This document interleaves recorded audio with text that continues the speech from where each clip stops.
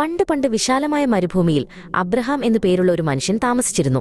അദ്ദേഹത്തിന് ഒരുപാട് ആടുകളും സ്വർണവും വെള്ളിയും ഉണ്ടായിരുന്നു. എങ്കിലും അബ്രഹാമിന്റെ ഉള്ളിൽ വലിയൊരു സങ്കടമുണ്ടായിരുന്നു. തനിക്ക് ശേഷം തന്റെ സ്വത്തുക്കൾ നോക്കി നടത്താൻ ഒരു മകനില്ലല്ലോ എന്നതായിരുന്നു ആ വിഷമം. ഒരു രാത്രിയിൽ ദൈവം അബ്രഹാമിനോട് സംസാരിച്ചു. അബ്രഹാം, നീ ഭയപ്പെടേണ്ട, ഞാൻ നിന്റെ പരിചയാകുന്നു. നിനക്കുള്ള പ്രതിഫലം വളരെ വലുതായിരിക്കും എന്ന് ദൈവം പറഞ്ഞു. അബ്രഹാം ആകാശത്തേക്ക് നോക്കി വിനീതനായി നിന്നു.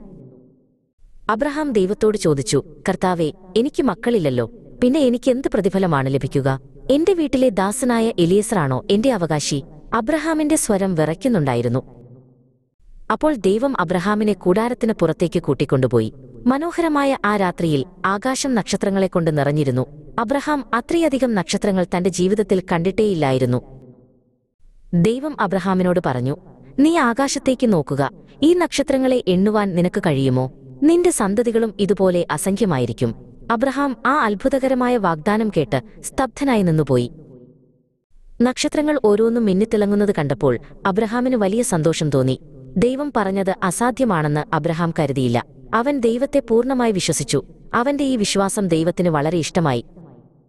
അബ്രഹാം തന്റെ ഭാര്യയായ സാറായുടെ അടുക്കൽ ചെന്ന് ഈ സന്തോഷവാർത്ത അറിയിച്ചു.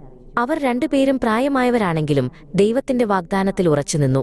ആ രാത്രി അവരുടെ കൂടാരത്തിൽ വലിയ പ്രത്യാശ നിറഞ്ഞു. ദൈവം അബ്രഹാമിനോട് ഒരു ഉടമ്പടി ചെയ്യാൻ ആവശ്യപ്പെട്ടു.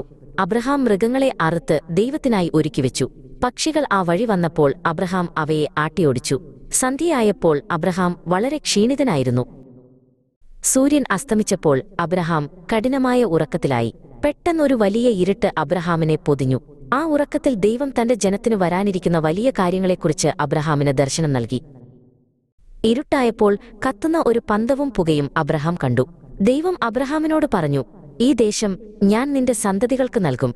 അന്ന് ദൈവം അബ്രഹാമിനോട് ഉറപ്പുള്ള ഒരു വാഗ്ദാനം ചെയ്തു. ഇന്നും നക്ഷത്രങ്ങളെ കാണുമ്പോൾ നാം അബ്രഹാമിന്റെ ആ വലിയ വിശ്വാസത്തെ ഓർക്കുന്നു.